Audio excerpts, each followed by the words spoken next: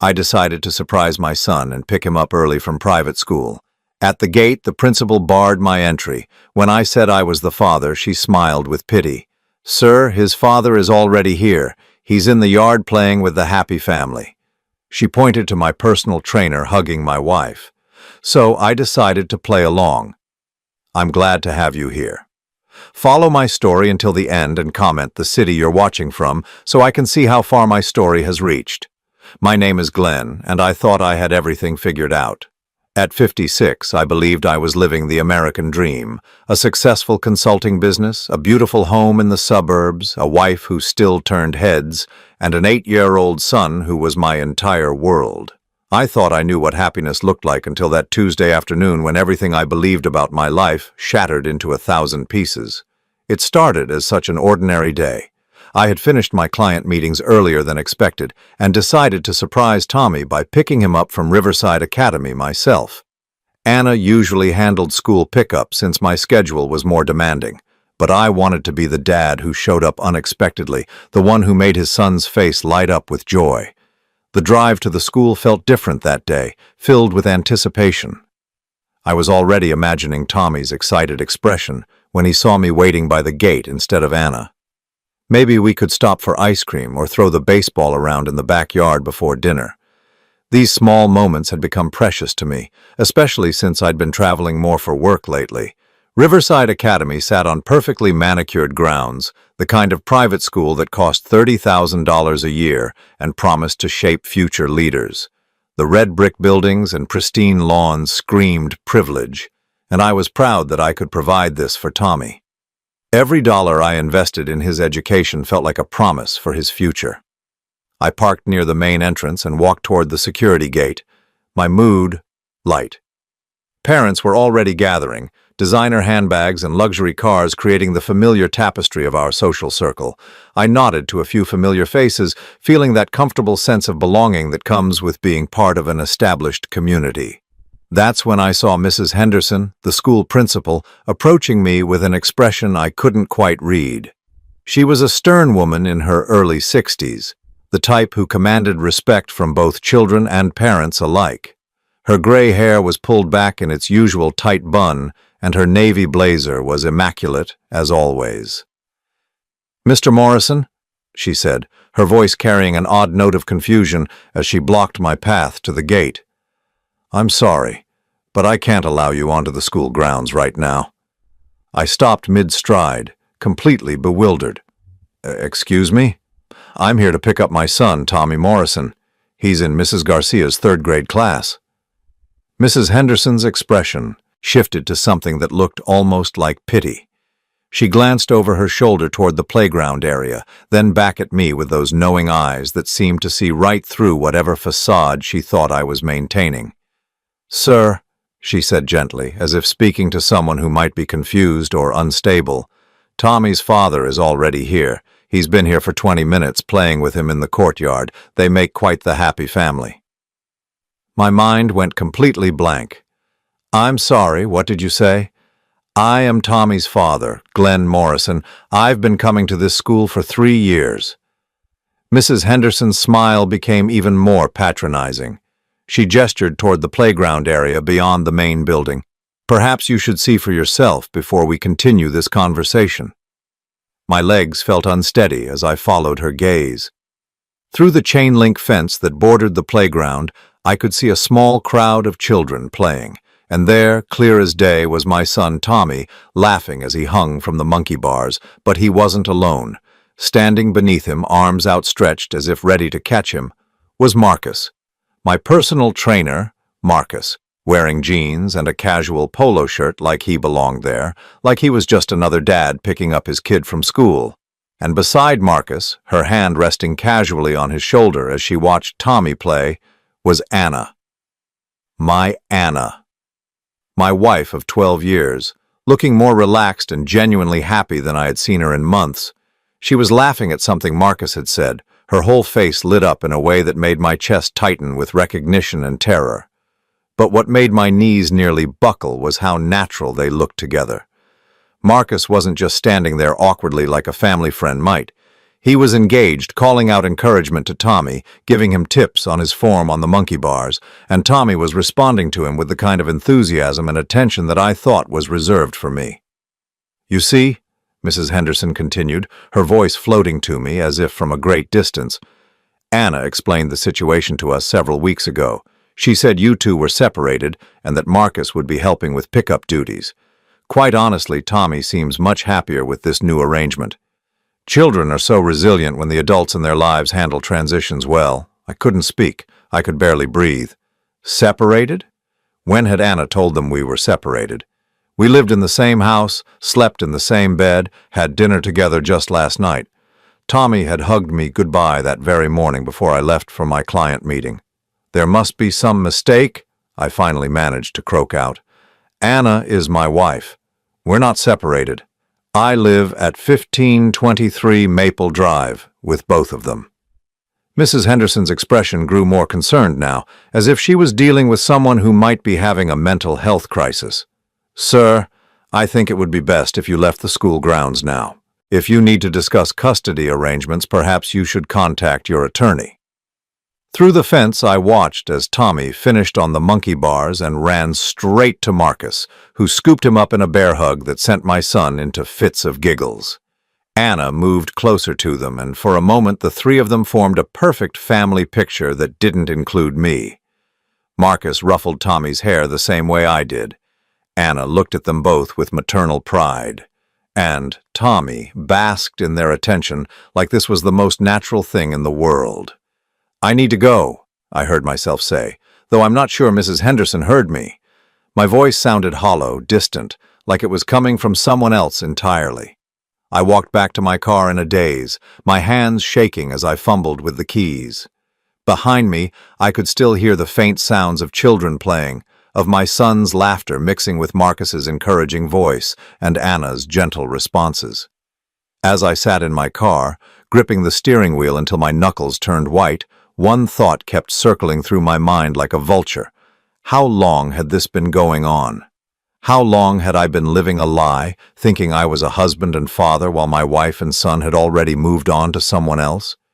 But what terrified me most was the question I couldn't bring myself to answer. What else did I not know about my own life? I drove home in complete silence, my mind racing while my body operated on autopilot. The familiar streets of our neighborhood looked different somehow, as if I was seeing them through someone else's eyes. Every house, every tree, every corner that had been part of my daily routine for years now felt foreign and threatening. When I pulled into our driveway, I sat in the car for several minutes, staring at the house Anna and I had bought 8 years ago. The white colonial with black shutters and a wraparound porch had been her dream home. I had worked overtime for months to make the down payment, proud that I could give her everything she wanted. Now it felt like I was looking at a stage set for a play I didn't know I was acting in. I walked through the front door, and the familiar scents of our home vanilla candles and whatever expensive cleaning products Anna preferred hit me like a physical blow. Everything was exactly as I had left it that morning. Anna's coffee cup in the sink, Tommy's backpack hanging on the hook by the door, my reading glasses on the kitchen counter where I had forgotten them. But now I noticed things I had somehow missed before. Marcus's protein shaker bottle on the kitchen counter, a second set of car keys on the hook next to Anna's, a men's jacket hanging in our coat closet that definitely wasn't mine. My hands were trembling as I opened the jacket and checked the pockets, a gym membership card with Marcus's name on it, receipts from restaurants Anna and I had never been to together, and a small strip of photo booth pictures of Anna and Marcus, laughing and kissing like teenagers. I sank into one of our kitchen chairs, the photo strip still in my hands, and tried to process what I was seeing. The pictures looked recent. Anna's hair was styled the way she had been wearing it for the past few months.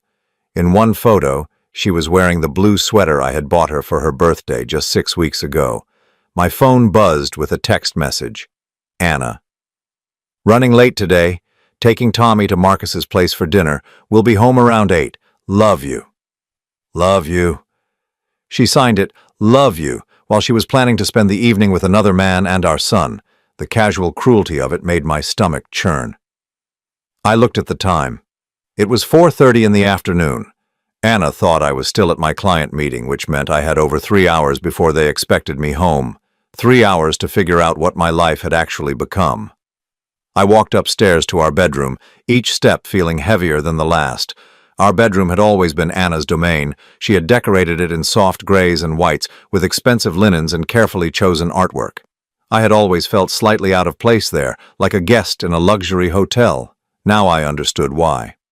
I opened Anna's nightstand drawer, something I had never done in 12 years of marriage. Inside, beneath her usual collection of hand cream and sleeping pills, I found a small leather journal.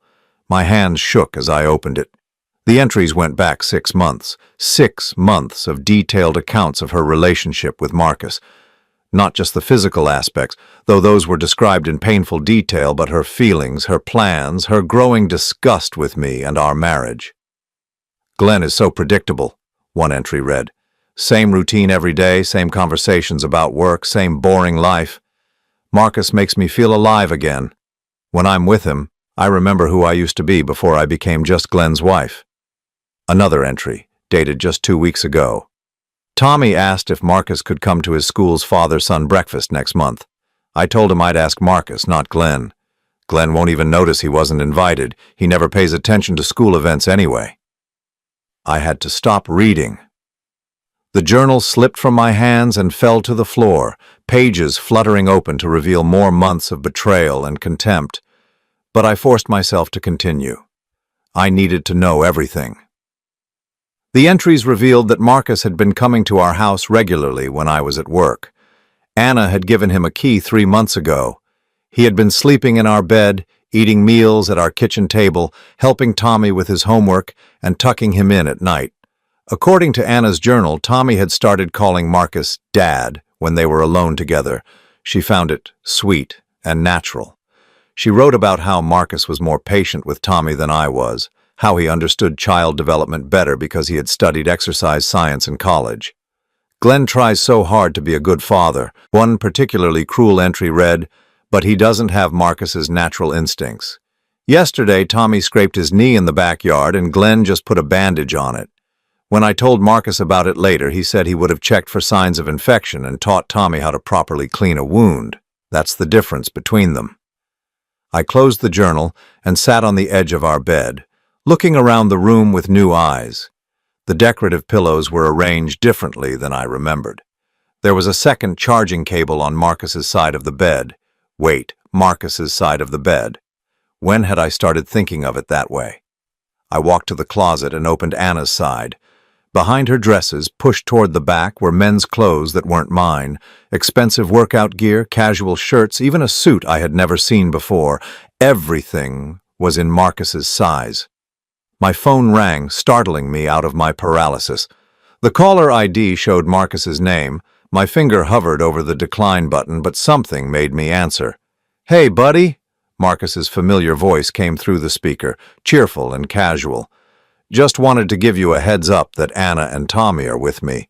We're grabbing dinner and maybe catching a movie. Hope that's cool with you." I found my voice somehow. "Of course, have fun." "Thanks, man. Anna said you've been working crazy hours lately. You really should take better care of yourself, you know? Tommy needs his dad healthy and present." The concern in his voice sounded so genuine, so caring, like he really was worried about my well-being, like he wasn't sleeping with my wife and playing father to my son. "I appreciate that," I managed to say. "No problem. Oh, and hey, Anna mentioned you guys might be looking at upgrading your home gym. I've got some great ideas if you want to run them by me. Maybe we could grab a beer sometime this weekend and talk about it." A beer? He wanted to grab a beer with me to discuss upgrading the home gym where he probably worked out with my wife every morning while I was at the office. "That sounds great, Marcus. Let's definitely do that." "Awesome. Well, I better go. Tommy wants to show me some new trick he learned on the playground equipment. Kids these days, right? So much energy."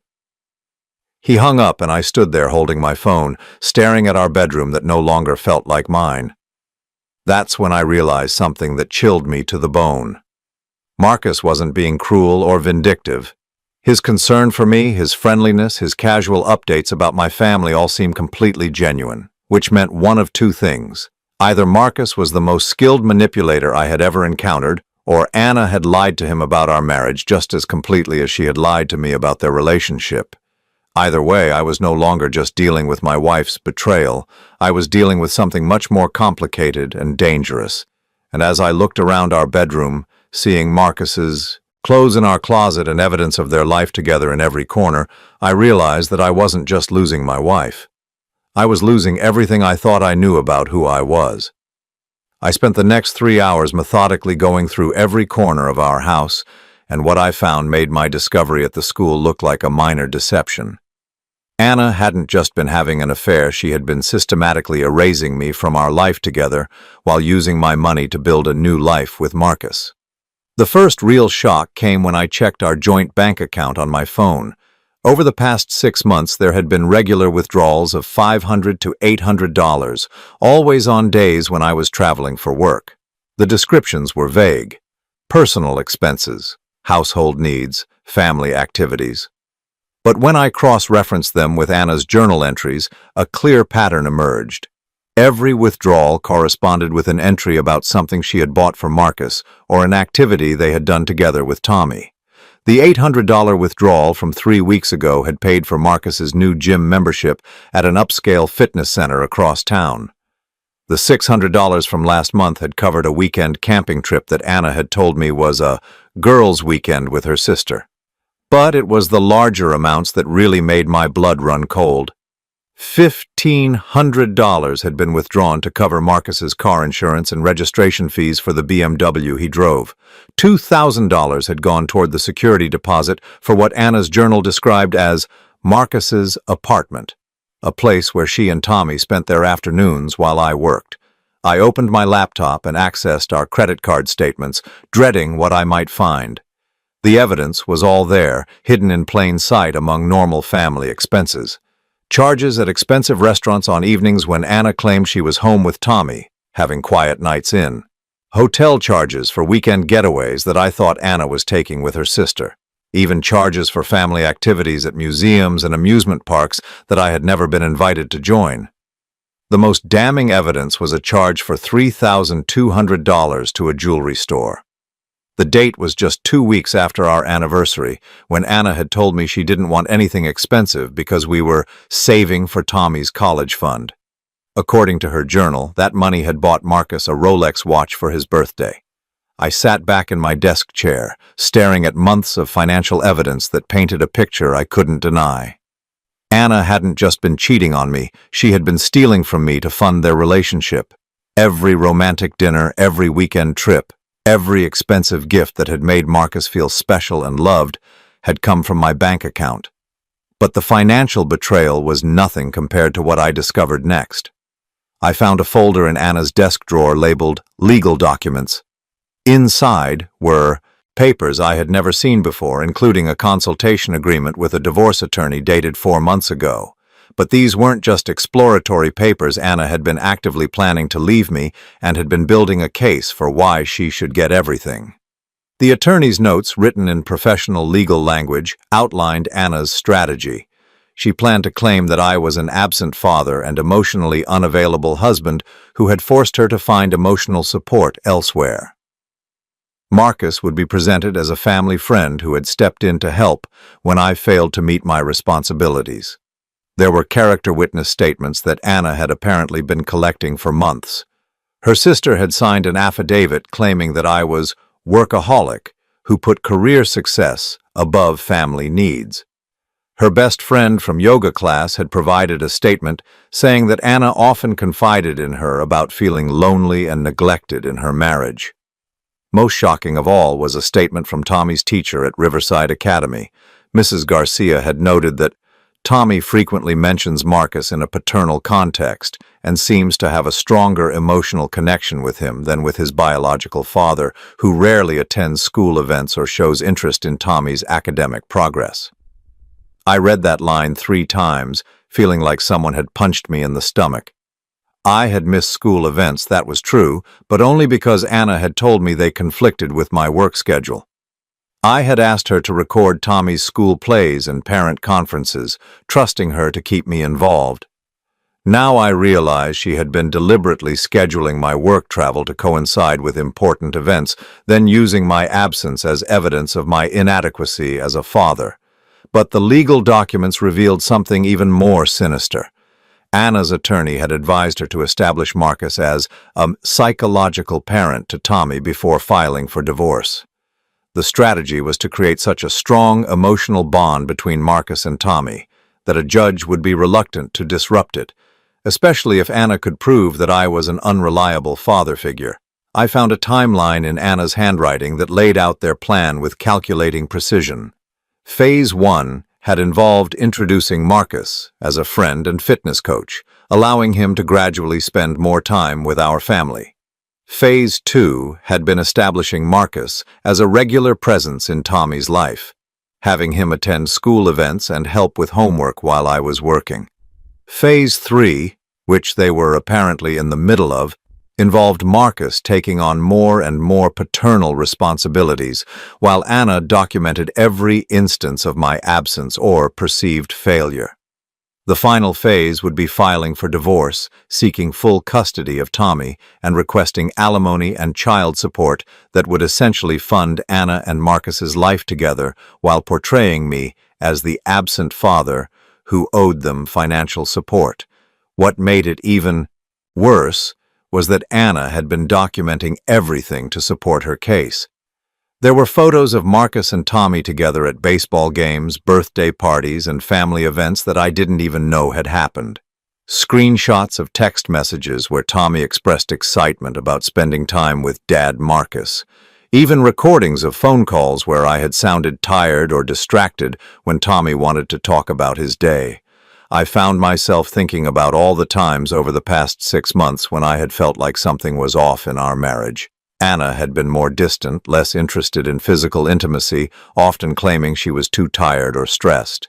When I suggested we spend more family time together, she would point out how busy my work schedule was and how important it was for me to focus on providing for our family's future.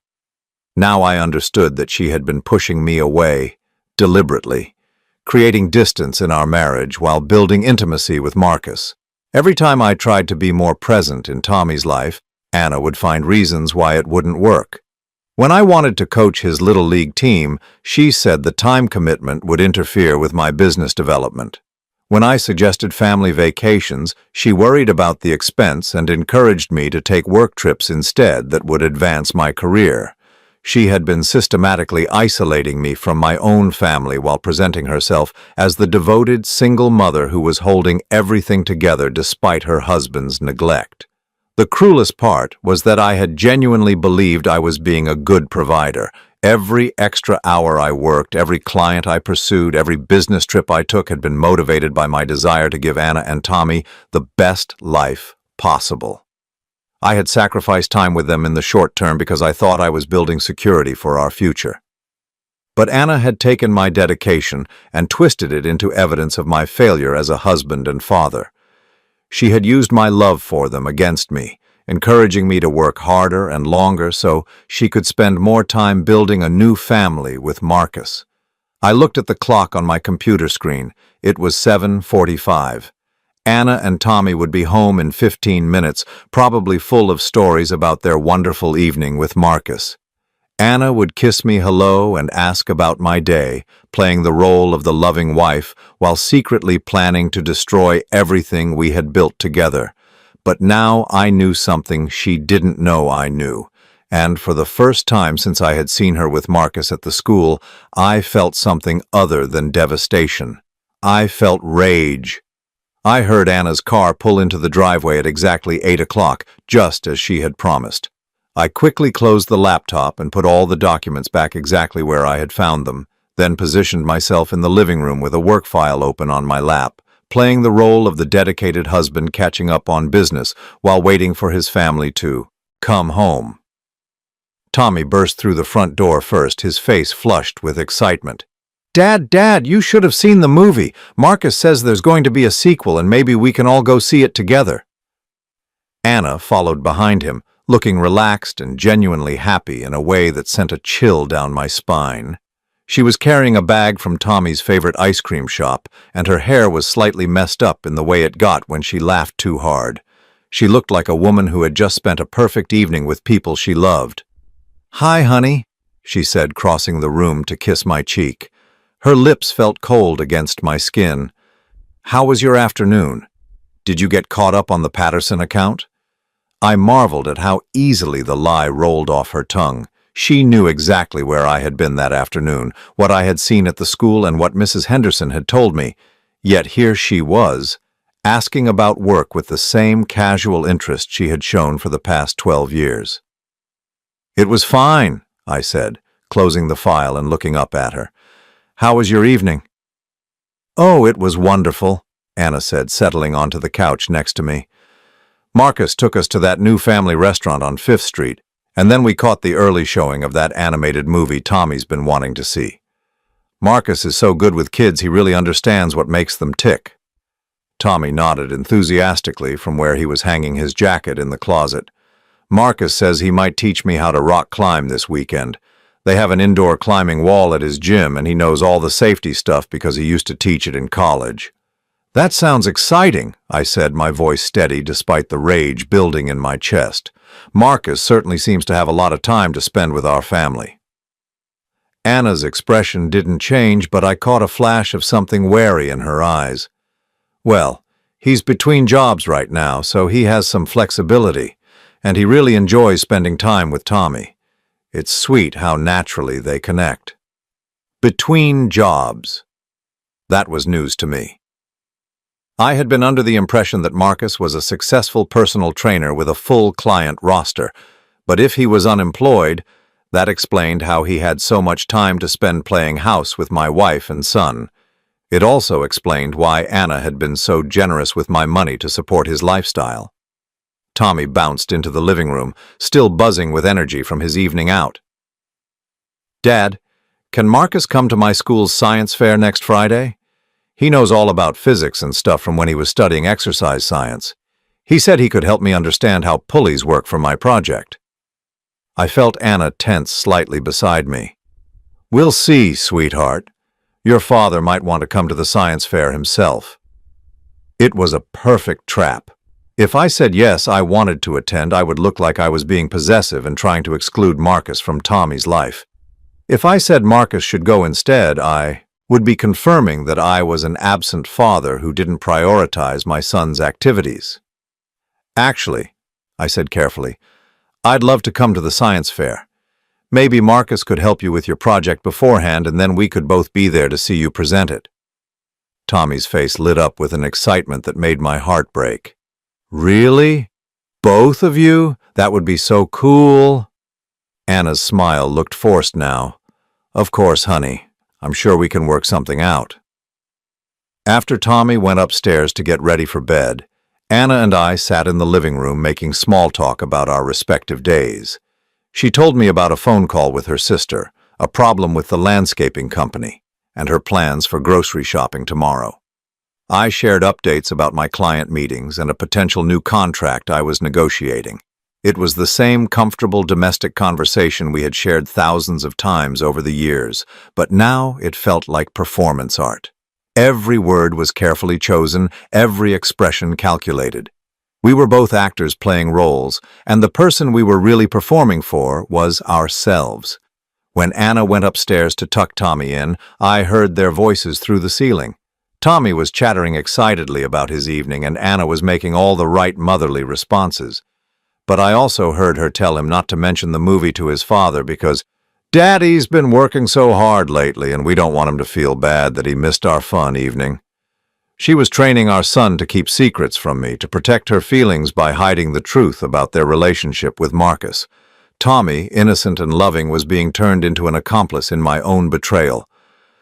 I waited until Anna was in the shower before going upstairs to say goodnight to Tommy. He was already in bed, but his eyes were bright and alert.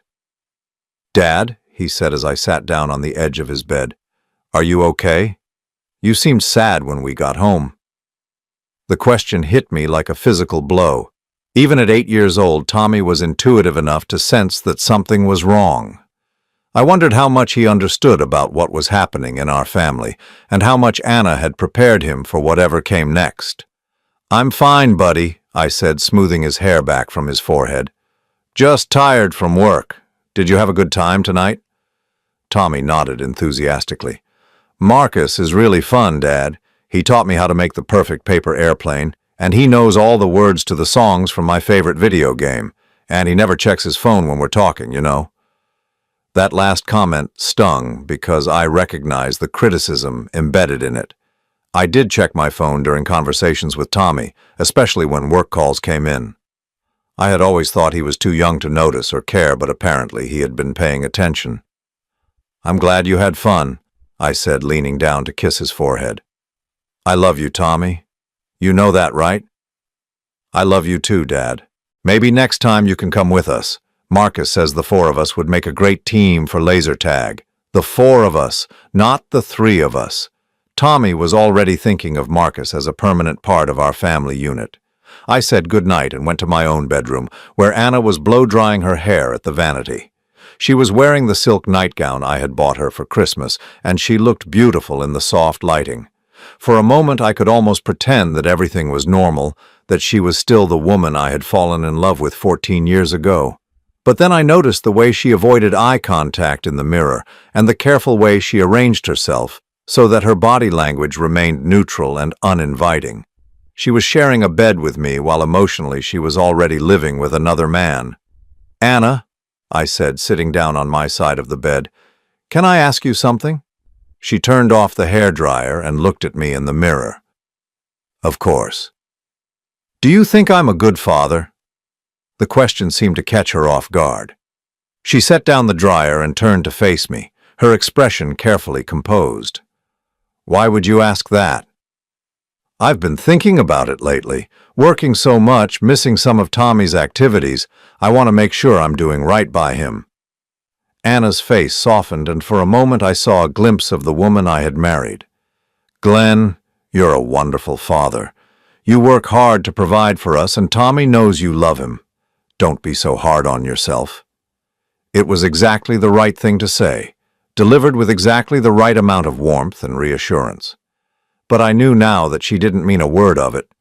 In her journal, in her legal documents, in her conversations with her attorney, she had painted me as a neglectful father who put work before family. "Sometimes I feel like Tommy and I aren't as close as we used to be," I continued, watching her face carefully. "Like maybe I've been too focused on business and not enough on being present." "Kids go through phases," Anna said, getting up from the vanity and crossing to her side of the bed.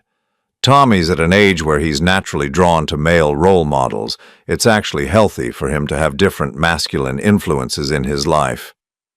Masculine influences. She was talking about Marcus, encouraging me to see his presence in Tommy's life as beneficial rather than threatening. She was so skilled at this, so practiced at manipulating my perceptions and emotions.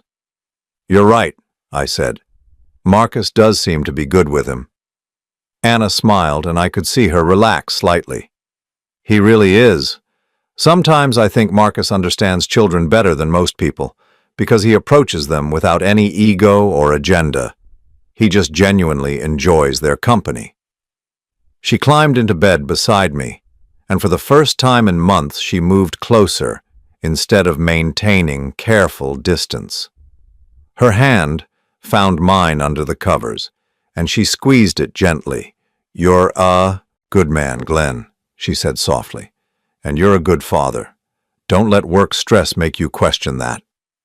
Lying there in the dark, holding hands with my wife while she comforted me about my adequacy as a father, I realized that Anna wasn't just betraying me.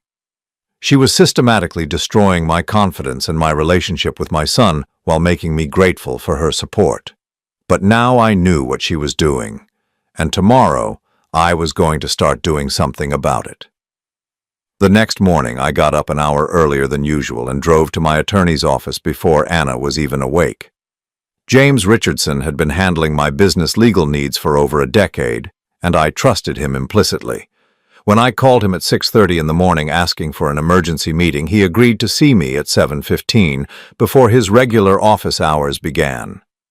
James listened without interruption as I laid out everything I had discovered. I showed him photos of Anna's journal entries, copies of the financial records, and pictures of the legal documents I had found in her desk. His expression grew more serious with each piece of evidence. "Glenn," he said when I finished, "this is one of the most calculated cases of marital deception I've seen in 25 years of practice. Your wife has been planning this for months, maybe longer."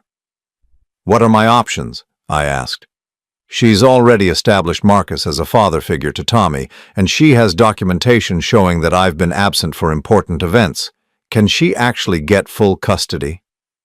James leaned back in his chair, his fingers steepled as he considered the situation. "Under normal circumstances, she might have a strong case, but she's made several critical mistakes.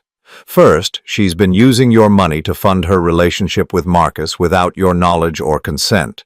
That's financial fraud within the marriage. Second, she's been deliberately excluding you from parenting decisions and school events while documenting your absence as evidence of neglect. A good judge will see through that manipulation." He pulled out a legal pad and started making notes. "Here's what we're going to do. First, we're going to document everything from your perspective. You're going to start attending every single school event, volunteering for field trips, coaching Little League if possible. We need to establish that you're an engaged father who has been systematically excluded, not an absent father who chose work over family. Second," he continued, "we're going to set up separate bank accounts and credit cards immediately. You need to protect your assets and establish financial independence before she realizes you know about her plans. We'll also set up a trust for Tommy's college fund that she can't access.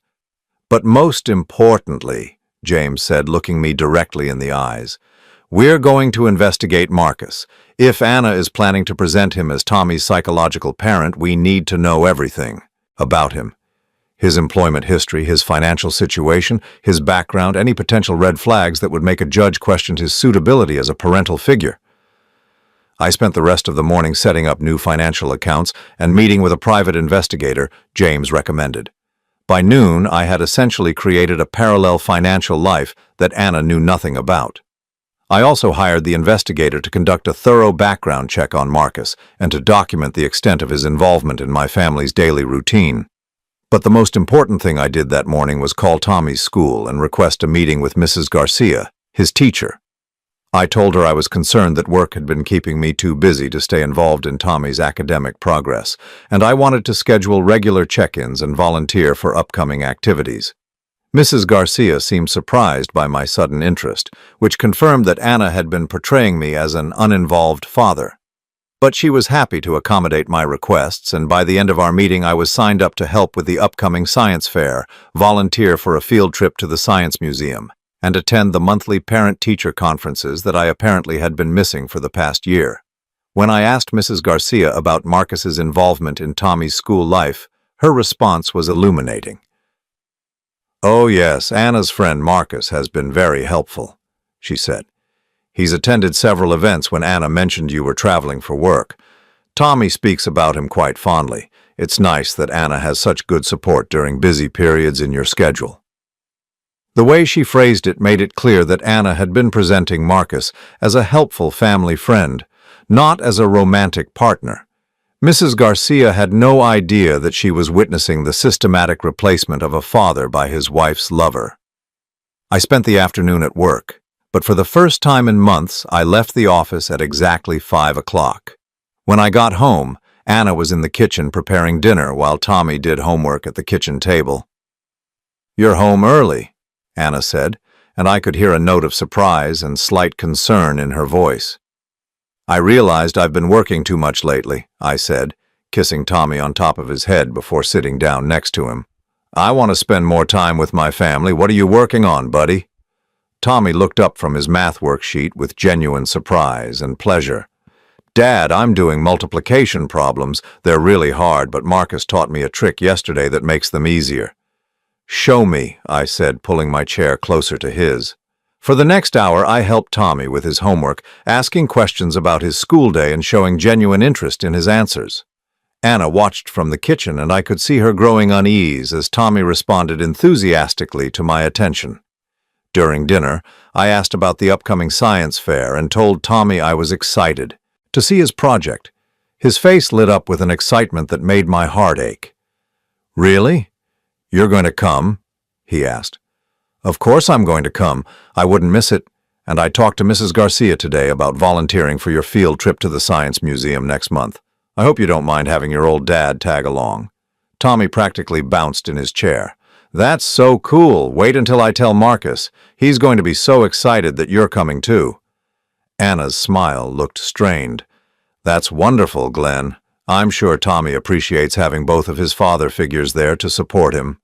Father figures. She was still trying to normalize Marcus's role while diminishing mine. After dinner, while Anna was cleaning up, I took Tommy upstairs to help him get ready for bed. As we went through his evening routine, I asked him about Marcus in a casual, non-threatening way. "You really like spending time with Marcus, don't you?" I said as Tommy brushed his teeth. He nodded enthusiastically. "He's really fun, Dad, and he knows so much cool stuff. He taught me how to tie different kinds of knots, and he knows all about rock climbing and camping. He said maybe we could go camping together sometime, all four of us." "That sounds like fun," I said. "How often do you see Marcus?" Tommy thought for a moment. "Almost every day when I get home from school. Sometimes he helps me with homework, and sometimes we play video games or throw the football in the backyard. Mom says he likes to help out because he doesn't have kids of his own." Almost every day. Marcus had been in my house playing with my son almost every single day for months, and I had been completely unaware of it. "Does Marcus sleep over sometimes?" I asked, trying to keep my voice casual. Tommy nodded. "Sometimes when you're traveling for work. He sleeps in the guest room, and then he makes really good pancakes for breakfast. He taught me how to flip them without breaking them." The guest room. Anna had been bringing Marcus into our house when I was away, letting him sleep over and play house with our family. Tommy thought it was normal because Anna had presented it as a helpful friend staying over to keep them company while Daddy was away on business. That night, after Anna fell asleep, I lay awake, staring at the ceiling and thinking about everything I had learned. Anna had orchestrated this betrayal with remarkable skill and patience. She had gradually introduced Marcus into Tommy's life as a friend and helper, slowly increasing his presence and importance, while simultaneously engineering situations that kept me away from important family moments. But she had underestimated me. She thought I was too busy, too trusting, too comfortable in my routine to notice what she was doing. She had counted on my dedication to providing for our family to keep me distracted while she built a new family without me. What she didn't realize was that my business success had taught me how to recognize manipulation and strategic planning. I had spent years negotiating with people who were trying to gain advantage over me, and I had learned how to be patient, methodical, and strategic in my responses. Anna thought she was playing chess while I was playing checkers. But now that I understood the game, I was going to show her that she wasn't the only one who could plan ahead. The private investigator called me the next afternoon with his preliminary findings about Marcus. What he told me changed everything. Marcus had been unemployed for 8 months, not just between jobs as Anna had claimed. He had been fired from his last position as a trainer at an upscale fitness center for inappropriate relationships with married female clients. Before that, he had been let go from 2 other gyms for similar reasons. But most importantly, Marcus had a pattern. He targeted married women with successful husbands and young children, gradually inserting himself into their lives as a helpful friend before manipulating them into emotional and financial dependence. In his previous relationship, he had convinced a woman to leave her husband and move in with him, using her divorce settlement to support his lifestyle for 2 years before moving on to his next target. Anna wasn't Marcus's first victim. She was his latest mark in a pattern of calculated manipulation that he had been perfecting for years. When I realized that both Anna and I were being manipulated by the same man, everything changed. This wasn't just about my marriage anymore. This was about protecting my son from a predator who saw our family as nothing more than an opportunity for financial and emotional exploitation. 3 weeks later, I was sitting across from Anna and Marcus in my attorney's office, watching their carefully constructed world crumble around them. The meeting had been my idea, presented to Anna as an opportunity for us to discuss our family situation like mature adults, before making any irreversible decisions about our marriage. Anna had brought Marcus for emotional support, exactly as I had hoped she would. She had no idea that James had spent those 3 weeks building an airtight case that would protect both Tommy and me from the elaborate deception they had orchestrated. "Thank you both for coming," James began, his voice professionally neutral. "Glenn has asked me to facilitate this conversation because he believes there are some misunderstandings about the situation that need to be cleared up before anyone makes permanent decisions about their family." Anna sat rigidly in her chair, her hand clasped tightly in Marcus's. She was wearing the blue dress I had complimented her on just that morning, and her makeup was perfect. She looked like a woman prepared for battle, confident in her position and strategy. Marcus, by contrast, seemed uncomfortable. His eyes darted around the office, and I could see a thin sheen of sweat on his forehead despite the air conditioning. Something about being in a lawyer's office was making him nervous, which told me that James's investigation had probably uncovered more than we had initially expected. "I'm not sure what kind of misunderstandings Glenn thinks exist," Anna said, her voice steady but with an edge of defiance. "Our marriage has been over emotionally for months. We've simply been trying to handle the transition in a way that's best for Tommy." "I understand that's your perspective," James said, opening a thick folder on his desk. "But before we discuss the future, I think it's important to establish some facts about the recent past. Glenn has discovered some information that raises questions about how this transition has been managed." He pulled out the first document and slid it across the desk. It was a summary of all the unauthorized withdrawals from our joint accounts over the past 6 months, totaling over $18,000. "Anna, can you explain these expenditures? They're all coded as household or family expenses, but Glenn has no record of corresponding purchases or activities." Anna glanced at the papers, and I saw her face pale slightly. But Marcus leaned forward, his expression earnest and concerned. "Those were for legitimate family activities," he said. "Anna told me Glenn was so busy with work that she had to handle all the family planning herself. I helped out sometimes, but everything was for Tommy's benefit." James nodded sympathetically. "I'm sure your intentions were good, Marcus, but legally these withdrawals constitute financial fraud within the marriage. Anna had no right to use marital funds to support someone outside the family without Glenn's knowledge or consent." "Marcus isn't outside the family," Anna snapped, her composure cracking slightly. "He's been more of a father to Tommy in the past 6 months than Glenn has been all year." That's when James pulled out the second set of documents. "Actually, Anna, that raises some interesting questions. We've done some research into Marcus's background, particularly his history with other families." Marcus went completely still, his face draining of color. Anna looked confused, glancing between James and Marcus with growing alarm. "Marcus," James continued, "would you like to tell Anna about Jennifer Morrison or Patricia Chen or Sandra Williams?"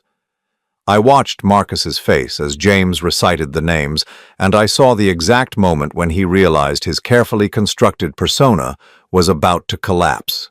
His mouth opened, then closed, and he seemed to shrink into his chair. "I don't know what you're talking about," Marcus said, but his voice lacked conviction. James pulled out a third folder, this one much thicker than the first 2. "These are the court records from 3 different divorce proceedings where you were named as a contributing factor to the breakdown of the marriage. In each case, you followed the same pattern.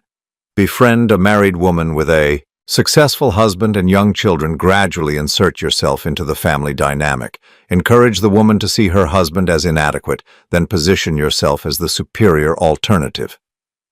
Anna's head snapped toward Marcus, her eyes wide with shock. "What is he talking about?" In Jennifer Morrison's case, James continued, you convinced her to leave her husband and move in with you. You lived off her divorce settlement for 2 years before disappearing with another woman. Patricia Chen lost her house and her children because you encouraged her to make financial decisions that benefited you but left her in bankruptcy. Sandra Williams is still paying off debt you accumulated in her name. The silence in the room was deafening. Anna stared at Marcus with growing horror, while Marcus seemed to be calculating his options for escape. Anna, I said quietly, you're not his girlfriend, you're his job. That's when Marcus made his fatal mistake.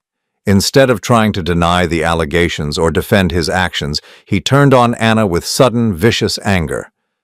This is your fault, he snarled at her.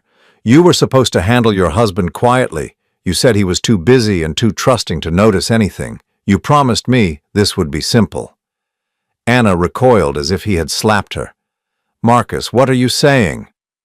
I'm saying you were a means to an end, just like the others. Did you really think I cared about you? You're a 40-year-old suburban housewife with a kid. I was playing a role, and you fell for it completely. The cruelty in his voice was shocking, but what devastated Anna even more was the casual way he dismissed everything she thought they had shared. She had genuinely believed that Marcus loved her and Tommy, that they were building something real together. But you said you loved me, she whispered, tears starting to flow down her cheeks. You said Tommy was like the son you always wanted. Marcus laughed, and the sound was cold and bitter. I say a lot of things. It's called manipulation, Anna. I told you what you needed to hear to get what I wanted. That's when Anna broke down completely.